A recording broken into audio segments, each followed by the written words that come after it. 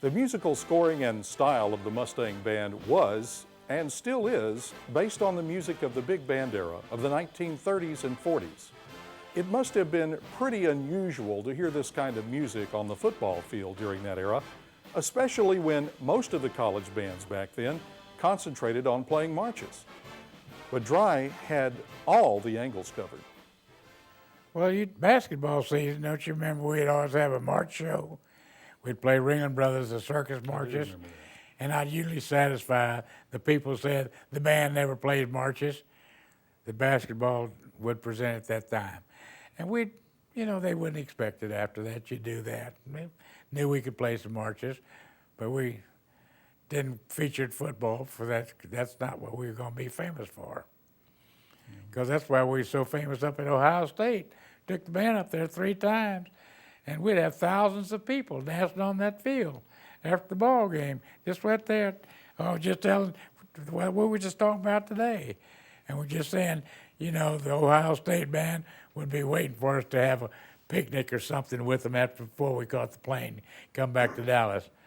Well, we were surrounded with those people in the football field. We couldn't get away. And finally, Jack Evans, the band leader at that time, came over and says, Dry, we give up. Go on. They're having a ball. Thank you for doing it for us. Appreciate it. They were great people, great style, great gentlemen. That's one of the few stadiums in the world you have courtesy, and a lot of it. I was there the first time we played Ohio State, and of course that's got to be the high point of my 4 years, I guess. I'll never forget walking in there, and Stan said he remembers the same thing. I'm sure Bob does too. But the first time was awesome, and our band was small. But here's what they said. Band receives a standing ovation halftime at Ohio State when they appear in candy strap uniforms playing jazz as opposed to traditional uniforms and band music.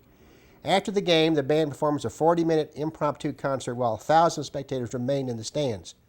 And the radio station records the entire concert. So they said they're not going to be outdone by this, so they actually stopped all pre-game or post-game production and broadcast the concert. I don't know if you knew that or not. Yeah, I remember that they were going to say something about that. I remember reading about something like that. In fact, you had to stop it goes on to say that you had to finally come and stop the concert because Ohio State was having a little party for us, and you said we had to go to the reception so we could catch our plane back. But Jack Evans told me to forget it, and that's why I said we have to go to Ohio State. And we had to catch a plane back, too, that we had them waiting there, so. But that was a thrill, it really was, and it still is, I still feel that old Mustang going on the field playing that jazz and old Ohio State's reaction to it. It was a good reaction. You had 90,000 fans on 3 sides of that stadium, 3 decks. All dancing, and we put it on it. It was a pretty good show, that's all. It had the music to go with it. Stan, what was that the football game we played? It wasn't Sweetwater, it was a big West Texas town, remember? Abilene? San Angelo. San Angelo. San Angelo. And after I left the band and had my own high school band, and Stan was in the band, we had almost that same kind of experience. We took the band to San Angelo, and they had this huge 300-piece band, and all they played was marches. And we came back with that stuff, and they loved it. Oh, sure they did. In fact, they never heard a high school band play your arrangements. Yes, that's Thank right. you. I forgot to take for all those arrangements you let me have. I took my high school band to 2 national events for the Lions International. One Chicago, one San Francisco. And we played jazz on the march. And I was told by the judges there, if you had played regular marches, we'd have been first. But we couldn't give you first playing jazz. But that's fine. I didn't come, no money involved. That's right. We had a good time. But a lot of people have these opinions, and you go up the northeast, they're a lot more staid than we are down here about it. Well, particularly with regard to Ohio State, you sort of use that as a sort of a guideline for developing the Mustang Band, did you not? In some ways? To a certain extent. I've always wanted the fast step, and they do a good fast high step. And the fight songs have been very thrilling to me, and do something you get a tradition for.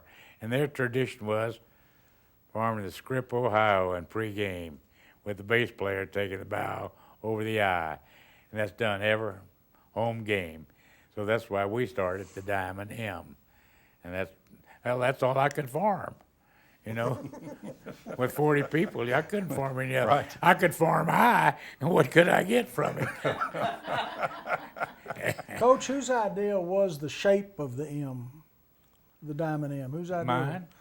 I thought that was your idea, but I wanted you to tell us a little bit about that. And I liked it because if you draw it, you have two diamonds. You just complete the middle line that way, and you got two diamonds. That's why we call it the Diamond M. And it took, when we first did it, took like that, because they were using that block SMU at that time. Yeah. Block M. Yeah. And it took off, and for years, I don't know if they're still doing it or not. Are they doing the Diamond M? Oh, yeah, absolutely. Well, I know the band's doing it. That's going to be traditional with them. But I mean, if some of the other stuff in the university are doing the Diamond M or not. I think you see that logo around occasionally. I don't believe it is exclusive. I don't think it's as but- predominant as it was, yeah. Yeah, but you do see the logo around. Well, that's good. We got some tradition. Every college should have traditions. And that's the trouble with so many things this day and time. We've forgotten traditions. These are things you hold on to the most. When you're young, you have memories. When you go to college, you have memories. Those traditions, don't tell me the block A&M is not a tradition. It's tradition with them. It absolutely is. You know, in Texas, have changed their tradition so many times you don't even know what theirs is down there. And a lot of the schools just don't have the same patterns, which is their business. But Did you start the Diamond M in First year. 59? yes, sir. Not in 58, 59. No, with you there. Well, I know, but did we do it that first year? First year, yeah. Because the first award banquet was 59, Yeah, and that's when you gave the first rings that's right. and the sweater. I got the sweater of the sophomore, and the blankets, but they all had the Diamond M on them. All had Diamond M's, right. Well, we did that, tried to start a tradition, and it took. Yes.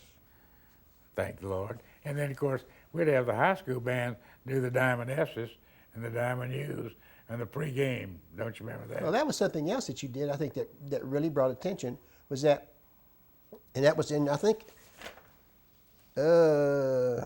this was in your original plans that you even before you even did one football game that you were going to do a pregame show every time and invite high school bands. Mhm. Well, that's good. So we recruited from that. That was good.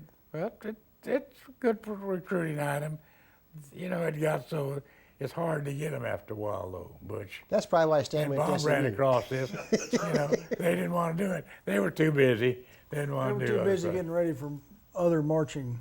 Marching contest, exactly right. But it was a great way back when I was in the band to interface or interact with a lot of these high school kids. Oh, yeah. And we used to go help them do their charting and be sure everything was going to work right. And we That's just had a right. great time doing And that. it's Stan, good recruiting. Had you seen the Mustang Band prior to our doing a halftime show with them? I had purchased the first album and worn the grooves off of it, but the first time I saw the band was when we were there to do a Pre-game. pregame show about 1965. And the thing that was so impressive to me is during halftime, I went scurrying up under the press box, way up in the upper part of the Cotton Bowl. And from being up there listening to the band on the field, it sounded exactly like the record. It sounded like I was sitting in my living room listening to the record. The acoustics were so good in the Cotton Bowl. It was very impressive. And that plus, as the band exited the field with the old, before the days of AstroTurf, the band would hit the field and exit to Peruna, and the cloud of dust would come up after the band like a herd of Mustangs leaving. And it was absorbed. It was. Absorbed.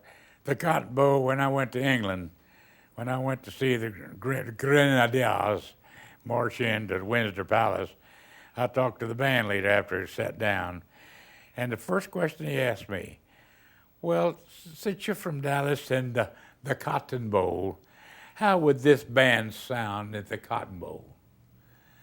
I say, well, sir, you'd come in through the ramp to the Cotton Bowl, and you have a very demure, very sweet-sounding band. And you'd hit the edge of this ramp, and as you came onto the field, that's the last we'd have heard of you. Because it'll eat your lunch from there on in. So, you know, and to be honest with them, because when you come out of that ramp, I guarantee it absorbs you. And that's really when we had those young bands, why we had those high school bands, to lend emphasis to it.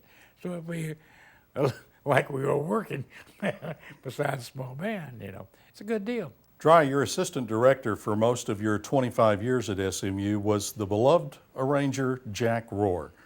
When did you first meet Jack, and what do you remember most about him? I met Jack when I came to SMU, and he was working for the Cotton Ginners as his primary job. And I knew he'd done arranging before for the band, for the Pigskin Review. We hadn't done it for the football band. So I said, Jack, how'd you like to go to work? He said, I'd love to. With who? I said, with me. He said, oh, I'd really love that. So we got him hired as assistant band director to do our arranging and help with the Pigskin Review. And it's a very good association. If I could ever keep him straight, it was very good association. No, Jack was a wonderful guy and had a great sense of humor. And I miss old Jack very much because we had a lot of fun with Jack. I think we all miss him very much. Yeah, we do.